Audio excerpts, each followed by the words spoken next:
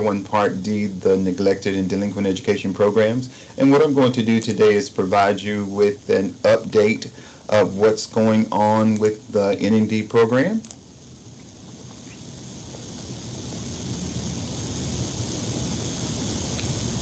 Okay, can everyone see the screen?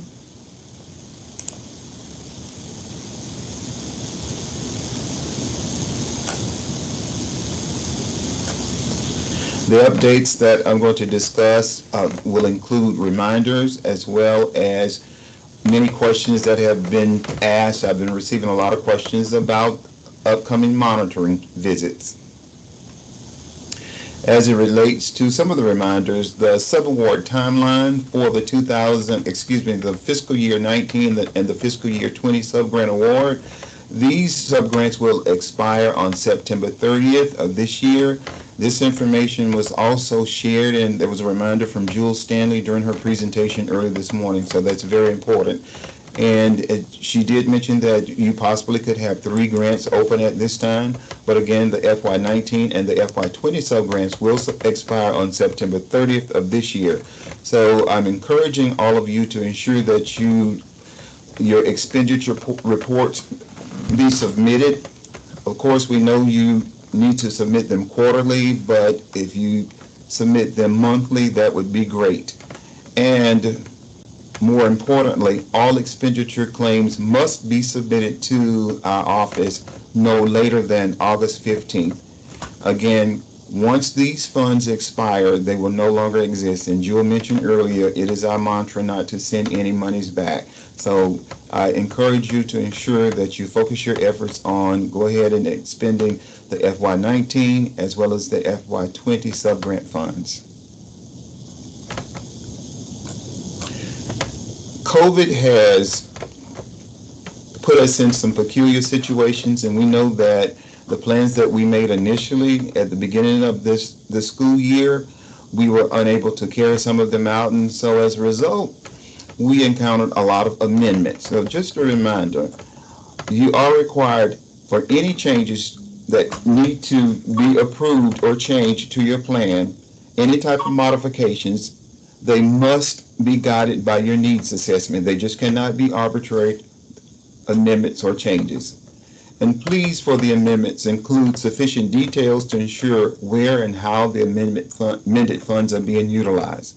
And also, amendments including any changes in the approved activities, even if it does not involve a change in cost, it must be changed and approved in GEMS first. And then after the changes or amendments have taken place in GEMS and have been approved, then you enter the information into GAPS, and that's where you would update your budget. And of course, you would go through the process of getting your finance office to approve the amended budget in GAPS, and it's submitted to me for approval. Something else that was emphasized in the presentation on this morning from Ms. Melissa Myers, who's the Director of Auditing Services for the Department of Education, it was about internal controls. And I can't emphasize the internal controls enough, because establishing sound internal controls are critical to the successful administration of the NND program, as well as any other federal programs that you may administer.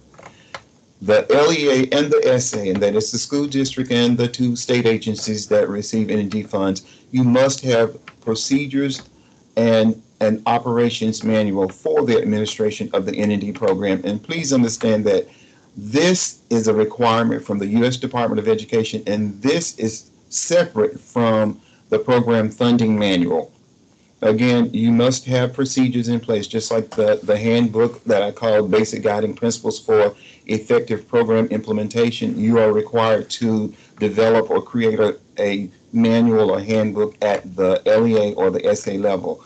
And remember, it doesn't have to be an epistle. It doesn't have to be as detailed as the one that is provided from our office, but you are required to have a procedures manual in place as it relates to administering the NND program. Also, each LEA must demonstrate administrative controls and assume responsibility for monitoring the funded programs to approved facilities. And this bullet is specific to the school districts because you enter into a contract of agreement with the facilities. So it is critically important that you engage in monitoring and oversight of what's going on at those facilities to ensure compliance with within your formal agreement and any applicable statutory and regulatory requirements that are set forth by the N&D program. Also, the LEA and the SEA must have written procurement procedures that comply with federal regulations, and we commonly call that the District Federal Programs Funding Manual. And someone asked earlier, when will the new funding manual be out? And I think the response was that they are in the process of updating it. So again, the internal controls are extremely important. And they're also important for monitoring purposes as well. Records maintenance and retention. Just a reminder, records must be maintained at both the institution, that is the state agencies, as well as the school districts, for a retention period of no less than 6 years after the closeout of the grant. Again, this is very important. This is a requirement from the U.S. Department of Education. And also, I have been receiving questions about transferability of funds. A school district may transfer up to 100% of your funds from other federal programs into your Title I Part D, into your N&D program. However, Title I Part D funds cannot be transferred into any other federal program. Again, you can receive all the monies that you so desire or are able to from your other federal programs, but N&D cannot share any of those the N&D funds with any of the other programs. Also, again, the effects of the pandemic have made it difficult for some districts or facilities to effectively manage their N&D programs, and as a result, some facilities have closed, either temporarily or permanently. So for facility closures, there are several options that a district can take. Option A, districts with multiple facilities can request to reallocate the funds to other facilities only if the facilities will have the capacity to use the funds by the end of that grant award period. So I would encourage you, if you had a facility to close and you are in a district where you serve multiple facilities with the N&D funds, please reach out to that facility and engage in some type of communication with them with regard to whether or not they will have the capacity to utilize those funds. That's critically important, because if you spread those funds out over the additional facilities, and one of those facilities at some point don't have the capacity to utilize the funds, we're back at the point where we have to decide what to do with those funds. And option B, districts can request to use the funds to support the district's at-risk program.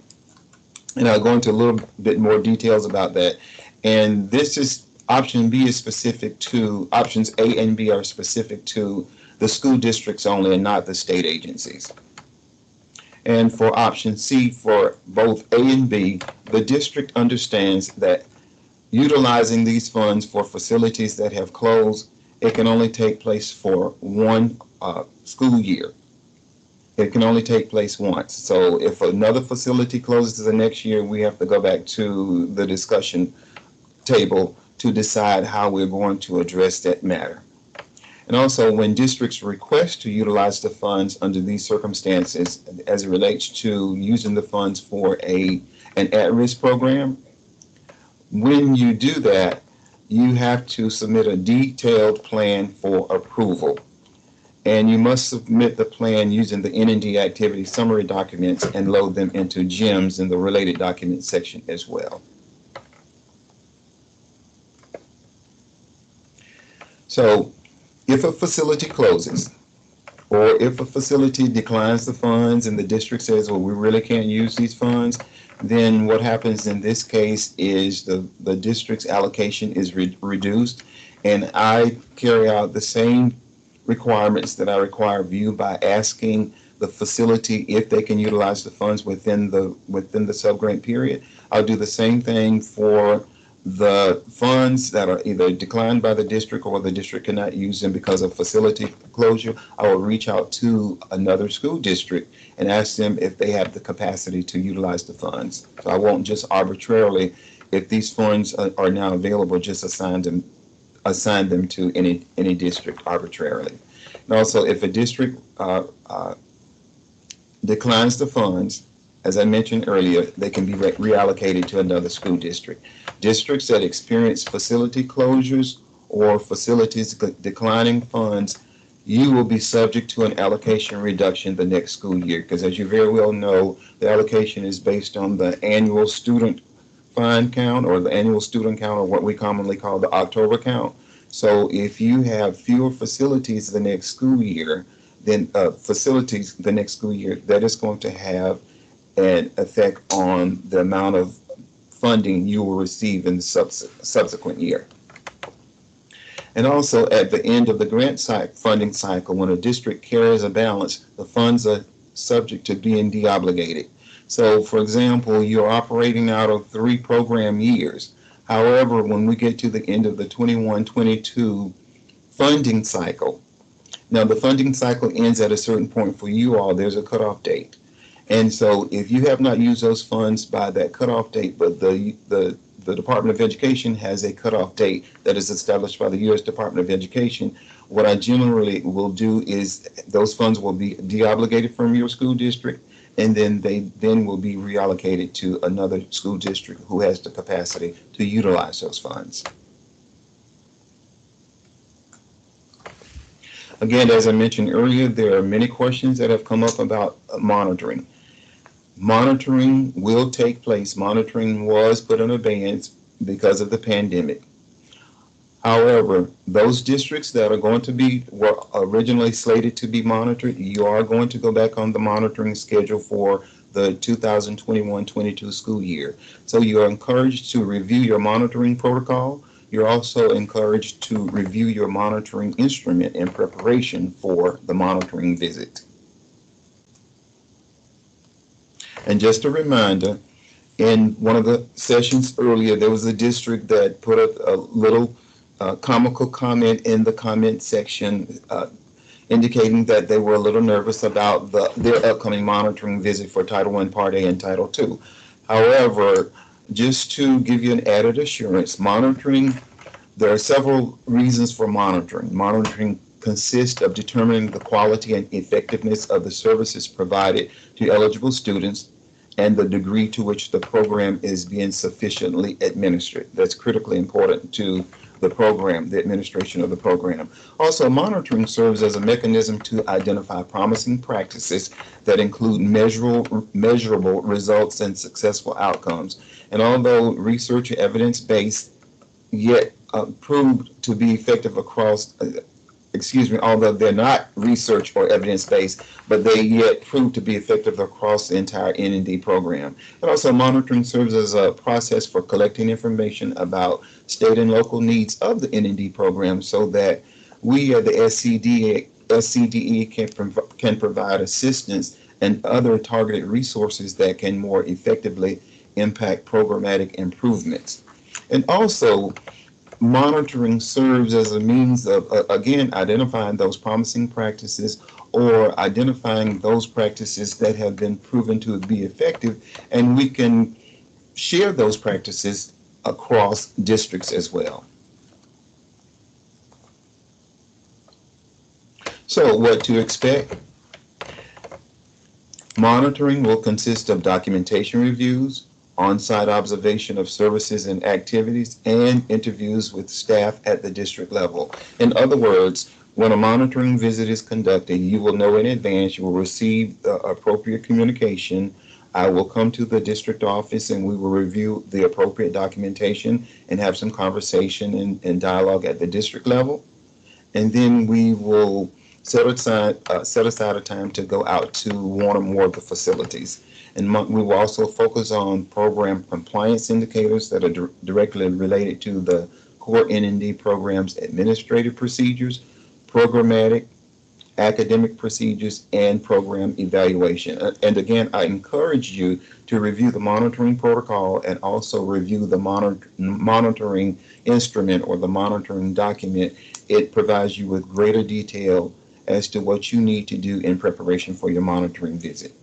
And again, as I mentioned a second ago, a visit will take place at the facility or facilities that includes a tour of the facility and interview with facility staff.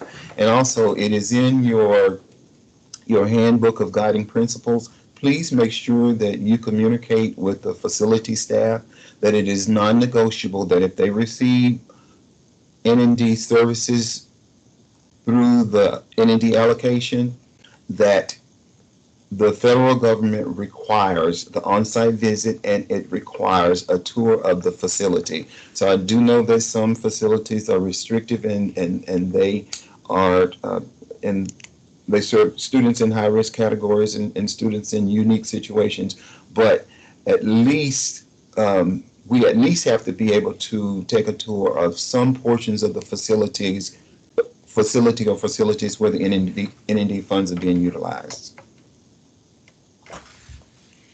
Okay, next steps and follow-up after the monitoring visit. The overall rating of the monitoring process or visit consists of 3 areas: meets requirements, needs improvement, or does not meet. Now, if the LEA or the SA or facility receives an overall rating of needs improvement or does not meet, then what will happen is the SCDE will notify the school district or the state agency in writing. The school district or the state agency will be given an opportunity to rectify any deficiencies resulting in a needs improvement or not met rating. And also the school district and or the state agency whose rating falls into the not met category, you may be subject to further and continued monitoring and intense technical assistance. For school districts and state agencies not performing satisfactorily beyond the continued monitoring and intense technical assistance, the Department of Ed reserves the right to delay, suspend, or rescind any N&D program funding for noncompliance or breach of requirements outlined in the application and all accompanying guidelines and regulations. And again, this includes your grant award notification. All of this information, it is spelled out in your grant award notification, and all of this information is spelled out in your federal programs awards and assurances for your assurances, terms, and conditions for receiving federal programs and awards.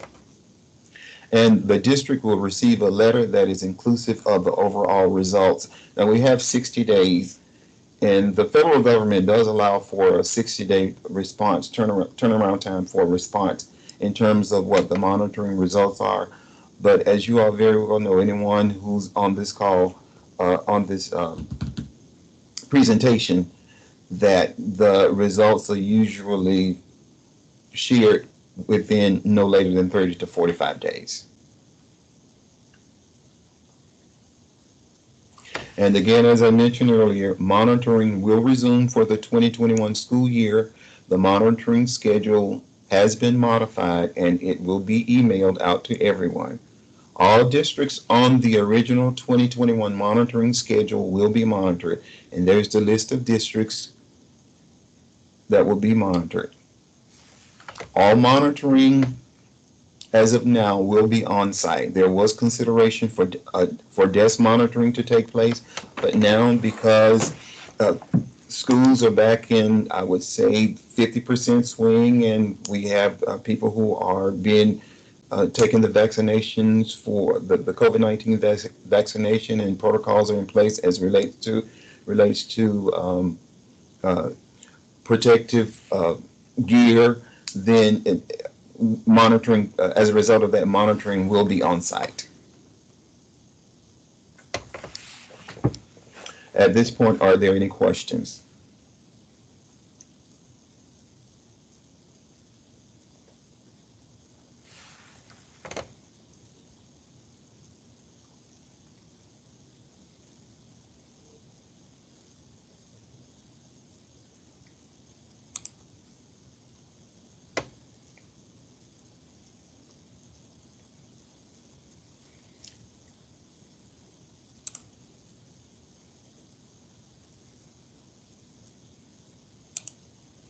With there being no questions, this concludes the session on.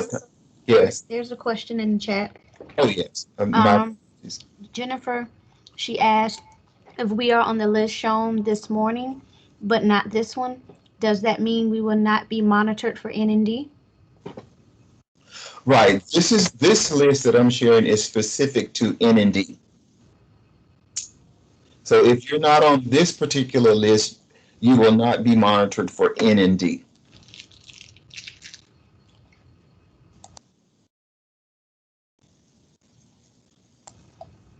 I think those are all the questions so far, unless you want to give it another minute. Wait, there's. Okay, someone asked, well, Michelle, just to be clear, are we supposed to use the new consolidated monitoring protocol if we are being monitored in this school year?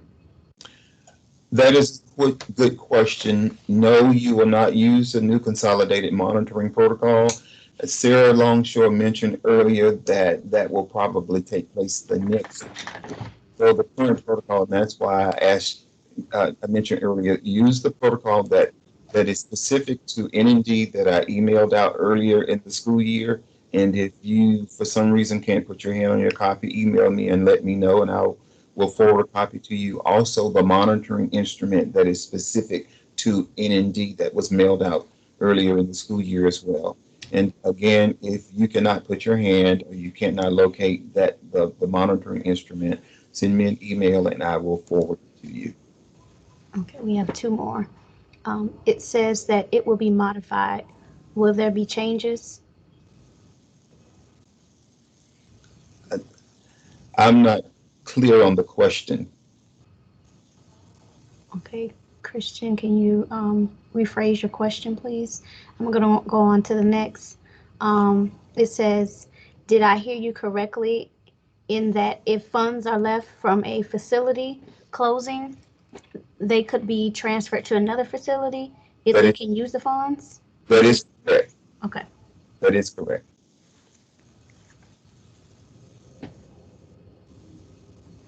But with the understanding that they will have to indicate in either in GEMS or through the activity summary pages how those funds are going to be utilized.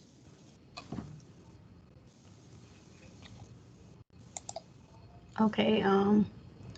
Okay. Christian. Okay. That person said that they understand now, so disregard that question that Okay. you weren't clear on. Okay. All right. And Brian Odom said thank you.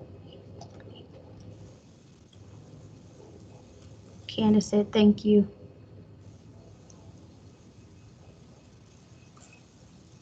Are there any more questions? Okay, there's one more for Lori. Is it a possibility that we can enter our project into the format of the other title projects in GEMS? I, I, can you unmute Lori?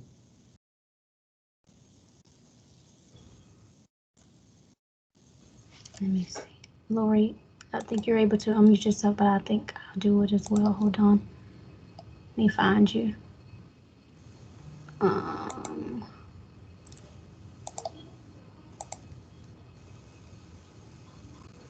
I'm not able to unmute her.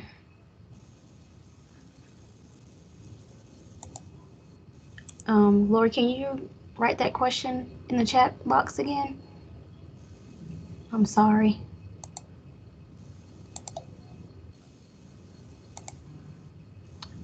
Okay, I'm seeing the questions now. She said, is it a possibility that we can enter our project in the format of the other title projects? For the most part, Lori, I'm going to say yes, because that has been the general format across the board. Because if you, hopefully, it has been noticed that the Title One Part A format is very similar to the Title One Part D in terms of how you enter the information into GEMS, if that's the question that I'm understanding.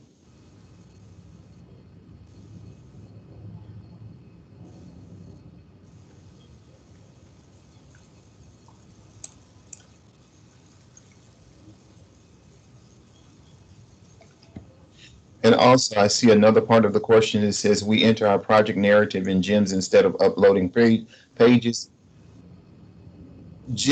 As it relates to the activity summary pages, Lori, Title Part 8 was not set up 100% in the in the same manner as Title I Part D, and that is why you had to continue with the activity summary pages. Of course, what some districts did at the beginning of the school year and starting last year, they did put their information in GEMS and they still uploaded the activity summary pages, but it was also indicated in the application process that if you had only had one facility, you did not have to use the activity summary pages. So if you were able to upload everything into GEMS, and I think Greenville had multiple facilities, so they did upload all of them in GEMS, but they were very clear in terms of the separating the activities out so that I would be able to review the activities for each facility succinctly.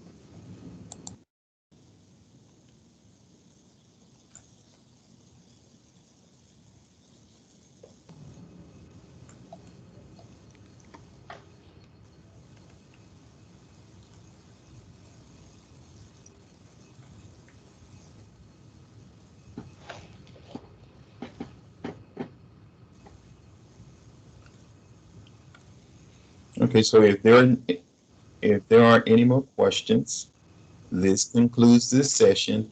And if you have any questions, once you leave the session and you have something, you have a eureka moment tonight or tomorrow, by all means, as you always do, please email me and I'll respond as appropriate as allowable.